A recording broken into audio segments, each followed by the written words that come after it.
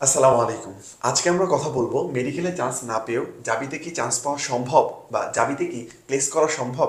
তার জলজ্যান্ত উদাহরণ হচ্ছে তোমার এই দুই ভাইয়া। ব্যর্থতা মানেই পরাজয় না, বরং ব্যর্থতাকে মেনে নেওয়াটাই হচ্ছে সবচেয়ে বড় পরাজয়। মনে রাখবা, থেমে গেলা তো হেরে গেলা। আল্লাহ তাআলা উত্তম পরিকল্পনাকারী। আল্লাহ তাআলা হয়তো বা তোমার জন্য প্ল্যান এ টাকে বন্ধ করে দিছে, আল্লাহ তাআলা নিশ্চয়ই তোমার জন্য প্ল্যান বি সি ডি ইত্যাদি প্ল্যান হয়তো বা ঠিকই রাখছেন। যেটা তোমার জন্য হয়তো বা সেটাই তোমার জন্য ভালো, হয়তো বা না, তোমার জন্য সেটা ভালোই। কারণ আল্লাহ তাআলা যা করে ভালোর জন্য করে। ঠিক আছে, আমি একটা কথা সবসময় বলি, আল্লাহ তাআলা হাদিসেরও কথা, যে আল্লাহ তাআলা একটা রাস্তা বন্ধ করলে আল্লাহ তাআলা হাজারটা রাস্তা খুলে দেন। ঠিক আছে, যেমন তোমার হয়তো মেডিকেল চান্স হয় নাই, বাট সামনে তোমার জন্য কি আছে, ডেন্টাল আছে, জাহাঙ্গীরনগর বিশ্ববিদ্যালয়, যেটা সবচেয়ে ক্লোজ। জাহাঙ্গীরনগর বিশ্ববিদ্যালয় ডি ইউনিট, যেটা মেডিকেলের সাথে অনেকটা বেশি মিল আছে, কারণ এখানে ফিজিক্স নাই, ম্যাথ নাই, শুধু কেমিস্ট্রি আর বায়োলজি। ঠিক আছে, তাহলে তোমার জন্য সবচেয়ে বড় একটা প্ল্যাটফর্ম বা সুযোগের জায়গা বা ব্লেসিং বলতে পারি আমরা জাহাঙ্গীরনগর বিশ্ববিদ্যালয় ডি ইউনিটটাকে। ঠিক আছে, এরপরে এফএমসি আছে, তারপর আছে কৃষি আছে, অনেক অনেক অপরচুনিটি আছে। যেহেতু তুমি মেডিকেল হয় নাই, তুমি যদি ফার্স্ট টাইমার হও, তাহলে তোমার এখন সবচেয়ে বড় টার্গেট থাকবে একটা পাবলিকিয়ান হওয়া বা একটা সিট তোমার জন্য বরাদ্দ করা। ঠিক আছে, তো এটা কি করতে হবে এর জন্য এই যে এখন এই যে আমি যেটা বললাম, থেমে থাকা যাবে না। থেমে গেলা তো হেরে গেলা। তাহলে এখন থেকেই তোমার নতুন উদ্যমে সুন্দরভাবে তোমাকে আগে যেতে হবে। যেমন আমি যদি আমার কথা বলি, আমি মেডিকেলে দুইবার পরীক্ষা দিয়েছি, দুইবারই ব্যর্থ হয়েছে। দেন আমি যদি থেমে থাকতাম, তাহলে আজকে আমি তোমার সামনে আসতে পারতাম না, বা আজকে আমার এই ব্রাদার সাজেশনের তৈরি হইতো না, আজকে আমি জাবিতে পড়তে পারতাম না, বা জাবি ফার্মেসিতে পড়তে পারতাম না। ঠিক আছে, তোমরা জানো কিনা, আমি কিন্তু জাবিতে ফার্স্ট হয়েছিলাম, তাহলে আমার দ্বারা ফার্স্ট হওয়া সম্ভব হইতো না আমি যদি হেড থাইমা যেতাম। ইভেন তোমার ভাইয়ের কথা যদি বলি, তোমার ভাইয়ের ক্ষেত্রেও সেম হয়েছে। ও ও কিন্তু তোমাদের মতোই, ও হচ্ছে ফার্স্ট টাইমে মেডিকেলে চান্স পায়নি, যদিও এইবার সেকেন্ড টাইমে আরএমসিতে, আই মিন রাজশাহী মেডিকেলে চান্স পাইছিল, চান্স পাইছে আর কি। বাট ও ফার্স্ট টাইমে জাহাঙ্গীরনগর ডি ইউনিটে চান্স পেয়েছিল, সেটা যদি ওর মুখ থেকে আমরা শুনি। 72তম হয়েছিল। আচ্ছা, আমার ক্ষেত্রে আমার বলা চলে হচ্ছে মেডিকেল জার্নিটার পরে হচ্ছে ওইরকম পড়ালেখা হয় নাই, মানে হচ্ছে আমাদের মেডিকেল পরীক্ষার পরে 2 মাস পরে আর কি জাহাঙ্গীরনগর পরীক্ষা হয়েছিল। এই 2 মাসে কিচ্ছু পড়া হয় নাই, জাস্ট হচ্ছে লাস্টে হচ্ছে পরীক্ষার আগে হচ্ছে 5 দিন বা 6 দিন হচ্ছে মানে পড়ছি আর কি। ওই মেডিকেলের পড়াটাই ওইটা মেন ভিত্তি ছিল। আর এরপরে পড়ছি হচ্ছে ওদের গাইডলাইন, মানে হচ্ছে গাইডলাইনটা বা দেখাই দিছে যে এইগুলো এইগুলো পদ, এইগুলো এইগুলো জাহাঙ্গীরনগর আসে। তো সবকিছু মিলাই হচ্ছে ওই লাস্ট 5 থেকে 6 দিন আর কি পরিশ্রম করছি, এইটাই হচ্ছে মানে হয়ে গেছে। আর হচ্ছে মেন হচ্ছে গাইডলাইনটা, আর হচ্ছে নিজের পরিশ্রম, আর হচ্ছে গাইডলাইন, এইটার মিশ্রণ করতে পারলেই হচ্ছে চান্স পাওয়া খুবই ইজি আর কি। আচ্ছা, ও যদি বলতেছে 6-7 দিন, ঠিক আছে, আসলেই সত্যি ও এতটাই ডিপ্রেশনে ছিল, ওর কিন্তু ডাক্তার পর্যন্ত আমাদের দেখাইতে হয়েছে। ঠিক আছে, দেখে কিন্তু ওর ক্ষেত্রে তো টাইম ছিল 2 মাস, যার কারণে এটা প্রবলেম হয় না, লাস্টের দিকে 7-8 দিন সময় ছিল, বা আগে থেকে একটু টুকটাক জানতো, যেহেতু আমি তানভীর ছিল, ঠিক আছে, ছিলাম, যার কারণে ও টুকটাক জানতো, আর লাস্টে ওই কয়েকদিন গাইডলাইন দেওয়ার কারণে বা করার কারণে ও কিন্তু জাবিতে 72তম হয়েছিল। ঠিক আছে, তো যেটা এখন তোমারও কিন্তু এখন থেকে তুমি যদি চিন্তা করো জাবি ডি ইউনিট, তুমি যদি মেয়ে হও তাহলে তোমার পরীক্ষা 27 তারিখ, তুমি যদি ছেলে হও তাহলে তোমার পরীক্ষা হচ্ছে 28 তারিখ। তার মানে তোমার হাতে এখনো যদি আমি চিন্তা করি প্রায় হচ্ছে 13-14 দিন টাইম আছে। ও যেহেতু বলতেছে 7 দিন করে যদি ওর তেরো চান্স চোদ্দ হইতে দিন পারে। Huge time. ডান হচ্ছে ডাবল টাইম আছে, ফার্স্ট হবা তোমরা এই 13-14 দিন পড়লে। ঠিক আছে, আর মেডিকেল তো মাত্র পড়ে আসলে, এখন সবই মনে আছে, মনে হইতেছে যে কিছু পারি না, কিন্তু সবই মনে আছে দেখবা। বুঝতে পারছি, তার মানে তোমার সব ঠিকঠাক আছে, তোমার বেসিকও ঠিক আছে, জাস্ট হচ্ছে দুর্ভাগ্যবশত কোনো একটা কারণে তোমার চান্সটা হয়নি। হয়তো বা এটা যেটা বললাম, হয়তো বা না, সেটা আল্লাহ তাআলা ভালোর জন্যই লিখছে। তাহলে তুমি অবশ্যই অবশ্যই ও যেটা বললো যে দেখো 12 দিন আমার আছে। ক্ষেত্রেই যদি আমি বলি, যখন আমার ফার্স্ট টাইমে চান্স হইছে না, তখন ওইটাই অনেক খারাপ লাগছে যে আল্লাহ হয়তো বা দেয় না, খারাপ লাগছে যে মানে হইলো না। কিন্তু যখন আজকের এই দিনে, কালকের দিনে যখন রেজাল্টটা হয়েছে, তখন মনে হয়েছে যে না, আল্লাহ ফার্স্ট টাইমে চান্স দেয় না, ওইটাই হচ্ছে মঙ্গল। মানে 1 বছর পরে এসে আল্লাহ, ওইটা তো বিশ্বাস ছিল যে আল্লাহ যা করে ভালোর জন্যই, যে 1 বছর পরে এসে মানে হাতে নাতে একদম প্রমাণ পেয়েছি।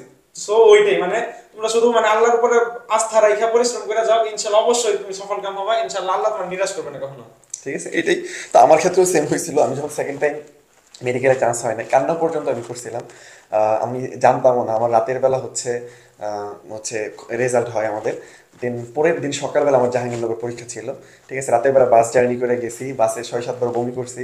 তখন মনে হয়েছিল দুনিয়ার সবচাইতে দুর্ভাগা মনে হয় আমি। ঠিক আছে, আমার জার্নিটা, পিছনের জার্নিটা একদিন কাহিনী তোমাদেরকে বলবো নি।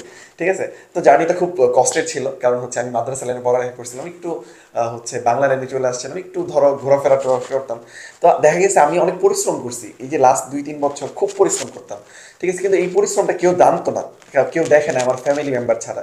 তোমরা আজকে যারা চান্স পাও নাই, বা আজকে যারা সেকেন্ড টাইমার আছে, তারা অবশ্যই জানো যে চান্স না পাওয়ার পর ফ্যামিলি প্রেশার, পারিপার্শ্বিক প্রেশার, ঠিক আছে, তারপর হচ্ছে তোমার ফ্রেন্ড সার্কেল, ঠিক আছে, সব জায়গায় নিজেকে হেয় প্রতিপন্ন মনে হয়, বা কিছুটা ইফেক্ট থাকে। ঠিক আছে, যেটা যারা সেকেন্ড টাইমার তারাই শুধু জানে, যারা ব্যর্থ তারাই শুধু জানে।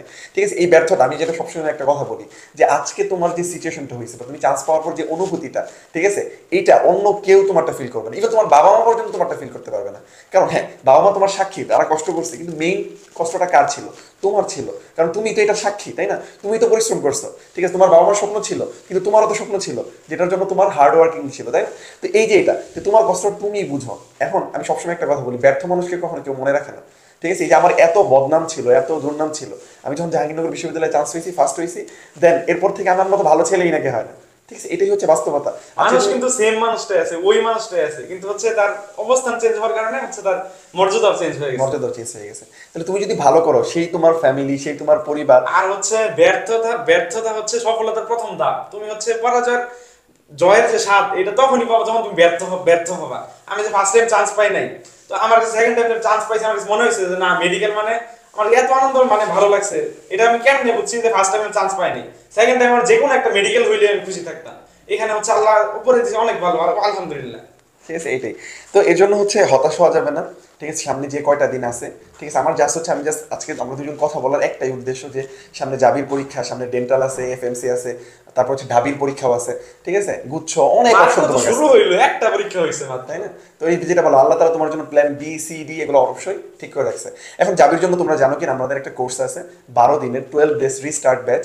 ঠিক আছে, আমি যেটা বললাম যে এখানে তুমি জাস্ট আমাদের গ্রুপে আসো, তুমি একটু দেখো, আমাদের ক্লাসগুলো দেখো, ঠিক আছে, আমাদের গাইডলাইনগুলো দেখো। তোমার কাছে যদি মনে হয় যে না, ভাইয়ারা যা বলতেছে বা যেভাবে বলতেছে এইভাবে করলে হয়তো বা ভালো হইতে পারে, উপকৃত হইতে পারো তুমি, ঠিক আছে, তাহলে অবশ্যই তুমি আমাদের কোর্সটাতে এনরোল করতে পারো। এই কোর্সে ভর্তি হইলে তোমাদের ডিটেলস হচ্ছে তুমি পাওয়া যাবা। তারপর আমি বলি, এখানে 20টা ক্লাস পাবা, ঠিক আছে, যেটা হচ্ছে আইকিউ বাংলা ইংলিশের জন্য হচ্ছে তোমার 12 মার্ক, এটা নিশ্চিত করবে। সাথে বায়োলজি আর কেমিস্ট্রির প্রশ্ন প্যাটার্নটা বোঝানোর ট্রাই করবো এখানে আমরা। আর সাথে তোমার অবিসিটি ব্যাচ 4.0 ফুল অ্যাক্সেস পাবা, কারণ কোনো একটা টপিক তোমার বুঝতে প্রবলেম হয়েছে, সেই টপিকটা তুমি ওইখান থেকে দেখে নিতে পারবা, চ্যাপ্টারটা তুমি ওইখান থেকে দেখে নিতে পারবা। আমাদের 700 প্রশ্নের একটা পিডিএফ, যেটা তোমার জন্য বললাম তো, এটা ব্লেসিং হবে। পরীক্ষা হলে দিলে খুব অনেক কোশ্চেন কমন করবা, ঠিক আছে। এছাড়া দাগানো বইয়ের পিডিএফ আর অনেক কিছু থাকবে ইনশাল্লাহ, সাথে সর্বক্ষণ আমাদের মেন্টরিং তো থাকবে ইনশাল্লাহ। তো তোমরা এটাতে এনরোল যারা করতে চাও করতে পারো, একটা লাস্ট সময় দেখতে পারো। কোর্স ফি মাত্র হচ্ছে 499 টাকা, সাধ্যের মধ্যে রাখছি, ঠিক আছে। যেহেতু আমি নিজে সেকেন্ড টাইমার ছিলাম, আমরা দুইজনই, মানে যেহেতু আমরা আপন ভাই, দুইজনই সেকেন্ড টাইমার, সাথে হচ্ছে মধ্যবিত্ত ঘরের ফ্যামিলি, আমি জানি যে এই সময়টা কতটা বাজে সময় যায়, ঠিক আছে। আমি সবসময় একটা কথা বলি, আমাদের এই ব্রাদার সাজেশন, ঠিক আছে, সবসময় যারা ব্যর্থ তাদের সাথে থাকে, বা এই ব্যর্থ মানুষদের নিয়ে কাজ করার জন্যই হচ্ছে আমার এই প্রচেষ্টা। কারণ আমি নিজে তো সেই সেম সিচুয়েশনটা ফেস করে আসছি, দুইবার চান্স হয় নাই, তাই না? তো এর জন্য আমি চাই তোমরা একটা জায়গায়, একটা প্ল্যাটফর্মে তুমি যাও, নিজের মাথা উঁচু করে দাঁড়াইতে পারো, ঠিক আছে। এটাই হচ্ছে বাস্তবতা। দেখো তুমি ছোটকাল থেকে ভালো করে আসছো, তোমার ধরো হচ্ছে ক্লাস 5-এ বৃত্তি, 8-এ বৃত্তি, ঠিক আছে, তোমার এসএসসিতে গোল্ডেন, এইচএসসিতে গোল্ডেন, কোচিংয়ে ফার্স্ট হওয়া, তোমার এই যে এত দিনের যত কি ছিল, অর্জন ছিল, সব অর্জনই ব্যর্থ মনে হচ্ছে তোমার এখন, বা ফ্যামিলি বা পরিবার বা পারিপার্শ্ব তোমাকে বুঝাচ্ছে যে তোমার আসলে কোনো কি নাই, এগুলোর কোনো ভ্যালু নাই। কিন্তু বিশ্বাস করো, তোমার এই যে পরিশ্রম, এখানে কি পরিশ্রম ছিল না? ছিল।